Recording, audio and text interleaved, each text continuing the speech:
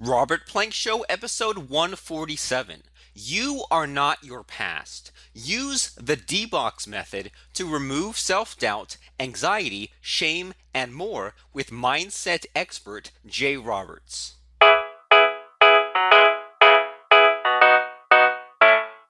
Hey everyone, and welcome back to the Robert Plank Show. This is the podcast where we talk about making money and working from home, and our very special guest today is Jay Roberts. Jay's the founder of this thing called deboxing. It's a revolutionary self-help method that will free your mind from trauma, anxiety, and emotional hangups and stress, leaving you free to live your life, have inner peace, and be the real, more confident, happier you. I'm down for all those things. Those things all sound awesome. How are things today, Jay?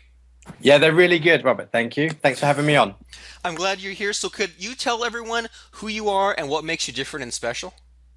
Uh, wow. Yes. I mean, us English are normally not very good at sort of tooting our own horn, so to speak. You're all But you're all about the self-aggrandizing, right? well, Self-deprecation. that's kind of our way, isn't it? The Brits, we tend to hide behind screens a little more. But yeah, my name's Jay Roberts. I am 44 currently, as we're recording this. I'm married. I've got two children, a son who's 9 and a daughter who is 7. And I've kind of ended up in this field, not by design actually, but I was in the home business field for a long time. So the fact that you're kind of talking to home business owners resonates with me because I've done a lot of that stuff. And really over the years have I always kind of fell short, I was kind of pushing and I had some mini successes, but kind of always fell short, like invisible shackles holding me back. And it was that led me to kind of stumble upon this natural ability that we all have, that's kind of changed everything for me in a short space of time. So, what natural ability is that? Well, we all have a natural ability to psychologically self heal, and an ability to remove the root cause of our emotional struggle.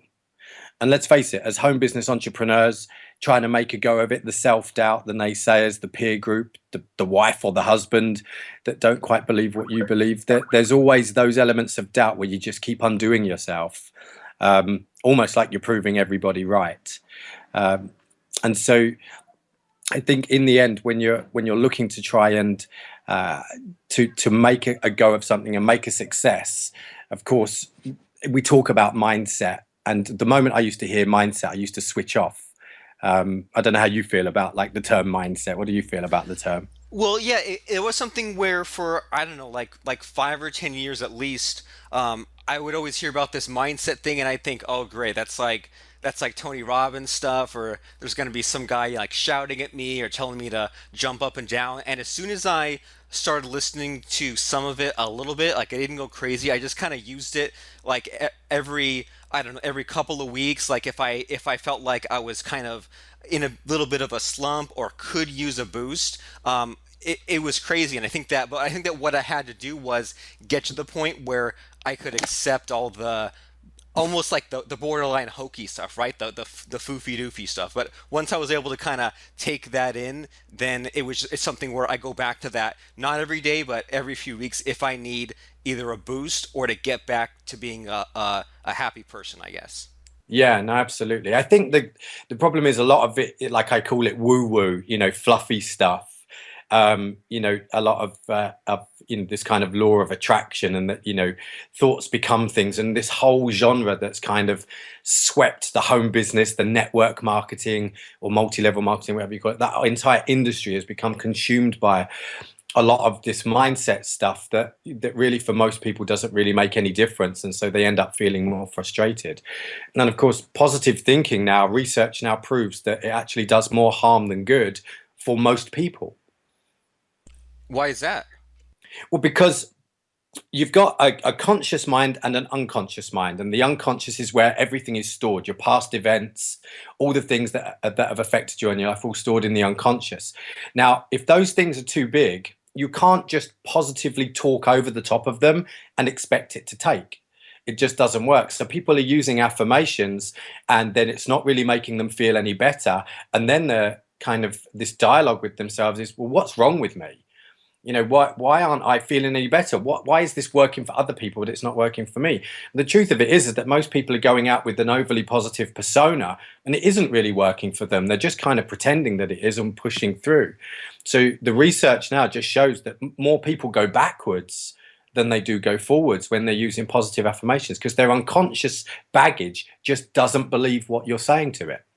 So it's like they have the anchoring wrong or whatever, right? Like they have the affirmations as maybe at first it kind of, I guess, maybe put a band-aid on the problem, I guess, and then Yeah, and that's a really then good kind of went analogy. down that path there. Yeah. So, I mean, if you take a look at it, what I've learned is that we all experience lots of things. We're all born with a core box. Brené Brown did a fantastic TED talk on vulnerability, and then another one on shame. And what she did after 8 years of research, she discovered that the main sort of scourge of humanity and people is shame, feeling that they're not good enough and not worthy. So we're all ordinary people are born with a core box, if you will, that says I'm not good enough, I'm not worthy. Now your experiences, events, comments from parents, comments from peer group, losses on the sports fields, all of these things, these events, these negative events that support the core box delusion of not being good enough, now they embed in your unconscious brain and they stay there. And then they continue to play you. So over time, these things mount up and mount up. So in the end, your belief in yourself just gets worse and worse. You keep trying to push through it, but you can't because these unconscious baggage boxes, they're going to stay there until you actually find out how you get rid of them. You can't just ride over the top of them. So could you explain your thinking in this and this whole like box concept and how that works? Mm. Well, for me, I always found it difficult with a lot of personal development and therapy. I mean, I've had hundreds of therapy sessions over the years, couples and individual, spent thousands of pounds. And the thing that struck me was that nothing really seemed very easy to understand. It was very complicated. Psychologists used a lot of long terms, and I found myself getting confused. When actually, in the end, you know what? I just wanted it simple. What I wanted is I feel this way. I want to feel that way. How do I get there quickly and easily? Um, and so I came up with the term of boxes. I wrote it down 2 years ago, the summer of 2 years ago, on a single A4 sheet of paper. Just what it felt like when I was letting go, because I'd already begun letting go of these boxes, and I was writing down what it felt like and how I visualized it. And so the visual for me was that my brain, my unconscious brain, was made up of um, corridors, cupboards, and in each cupboard were boxes. And in the boxes were stored past events that were continuing to affect my life. So I would go, you could find it like imagine walking down a corridor and you go into a cupboard, there's boxes there associated with insecure about your girlfriend or boyfriend. And then it's a way of actually releasing that emotion in those boxes. So you then are free of the reactions that are linked to it. So boxes was just a way to make something more tangible and easier to understand, mainly for myself because I'm quite simple, to be fair. But I mean, I like simple. There's nothing wrong at all with simple. So would you say that? So like you have these boxes, and I guess there are, I guess, like different issues to get rid of. So would you say that having all these things arranged in boxes helps you to have more focus? And I guess you could just solve just one of the boxes, solve just one of the problems, as opposed to trying to fix your whole entire self. Is that the Yeah, advantage to it? yeah, you just kind of once you kind of get the front end, and I can cover that in a second, that your emotional reactions, and this was the kicker, the bit that really like I worked really hard to find the everyday way that we can just identify when we've got a box being triggered. And what happened was that through experimenting on myself and then sharing it with lots of other people is your daily emotional reactions. So a negative emotional reaction is linked to your boxes. And psychologists actually go as far to say that up to 90% or more of your emotional reactions are linked to your past. Now, I don't have a number. I don't know how they could necessarily quantify 90 up to 90%. I just know that either a large portion or all of my reactions that were negative were linked to the boxes. And that was kind of my direct line to get straight into them. And so you can go in now and literally let's say you have a conversation with a friend on the phone, yeah, Right? and that friend says something to you, and really it annoys you. They kind of put you down and it makes you feel a little bit anxious, a little bit annoyed at what they've said. Now, most people just kind of brush that off or have an argument or whatever. But what you're looking to do now is just stop and say, hang on a minute, okay, there's an emotional reaction. Right. That's a box. And it's like you have this dialogue with yourself. So you're consciously saying to your unconscious brain, okay, that's a box. Right. Bring it on through. And that acknowledgement that it is a box, it's kind of like letting the unconscious area of your brain say, okay, could you bring this up for me? And then all of a sudden it starts to come through for you, and then you get an opportunity to create a trigger release, which we can talk about in a second. And actually then you can let go of the box or boxes that are associated to that reaction. Now when you've done that, you go back, and if that friend does the same thing to you again the following week, you'll find that you won't be affected by it at all. You've removed the root cause of your reaction. Interesting.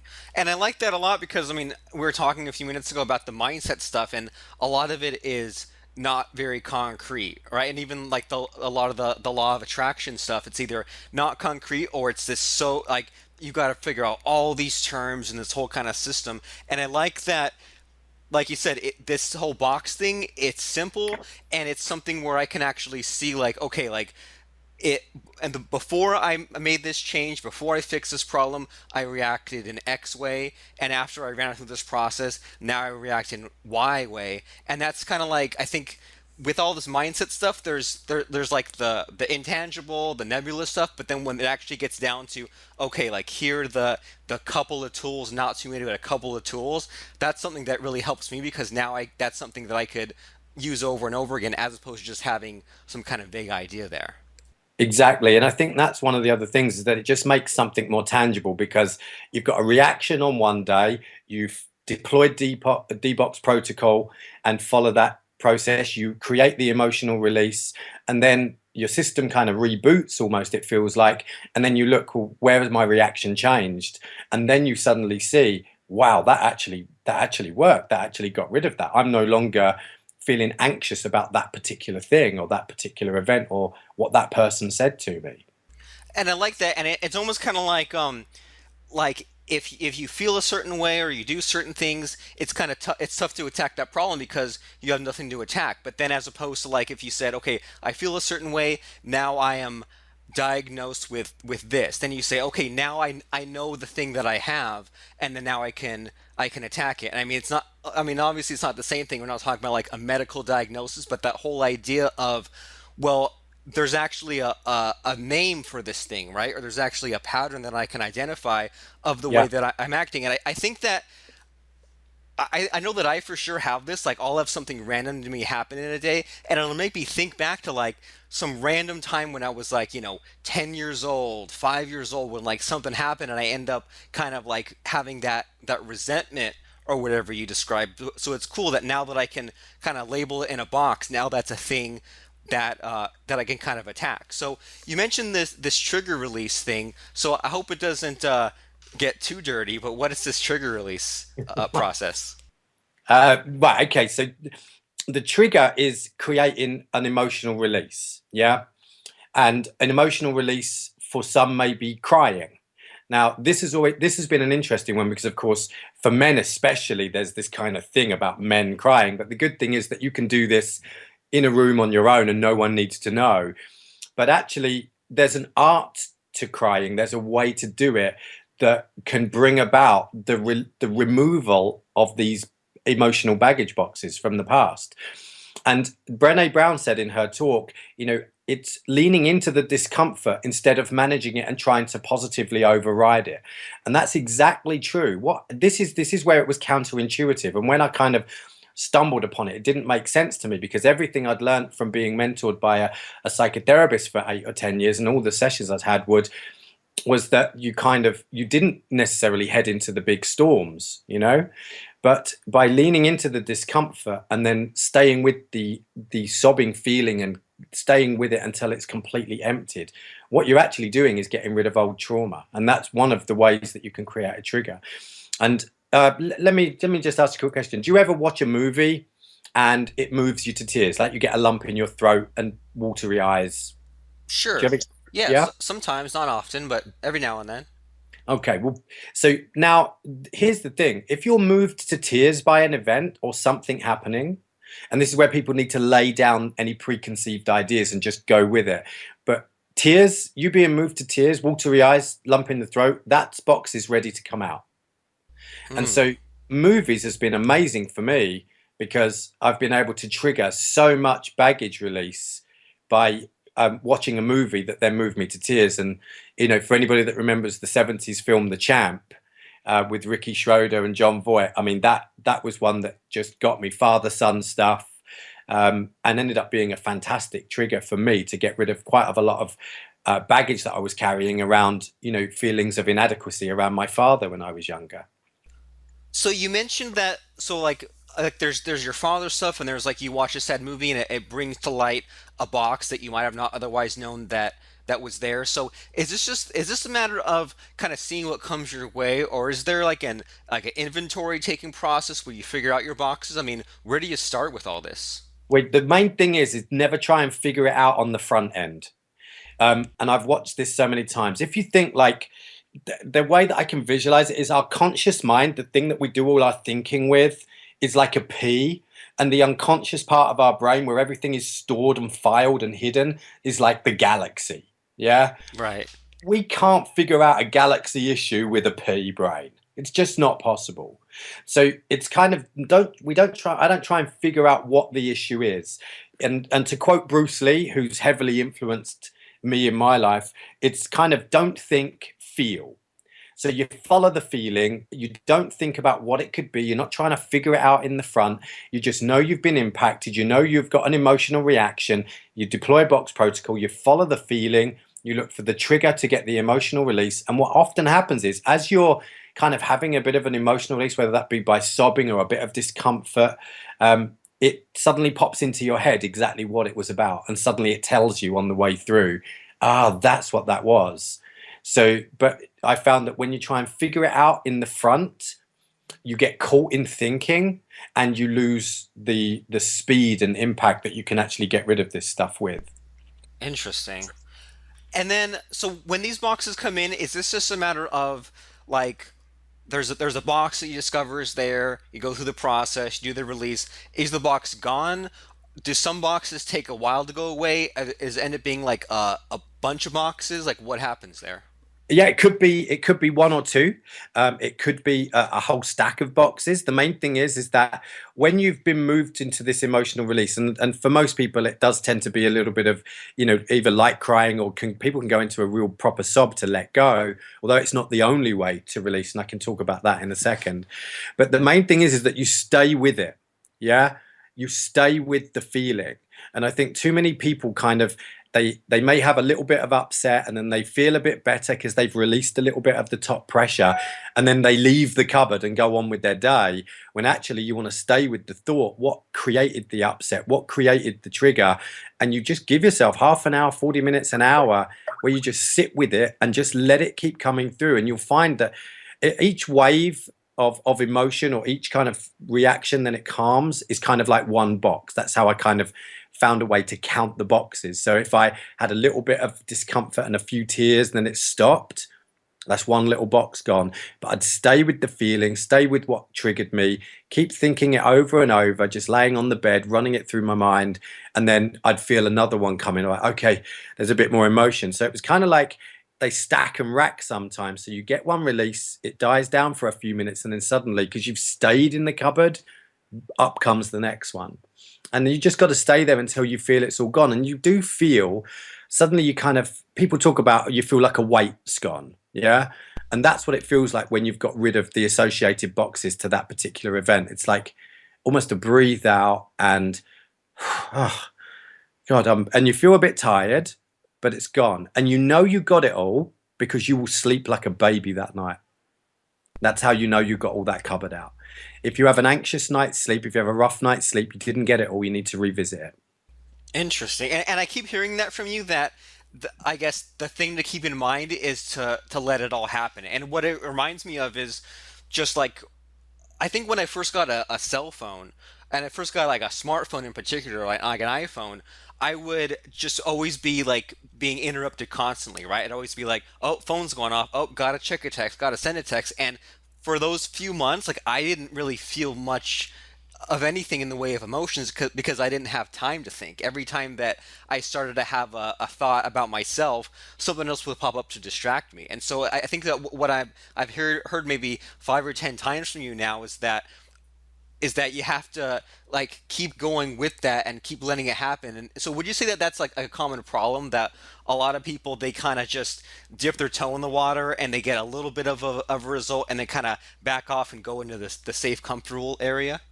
Yeah, I think they do, and I think also, people like ladies, women more so than men. I think that would admit to crying, but they'll say they have a good cry and let it all out, and they feel better for it.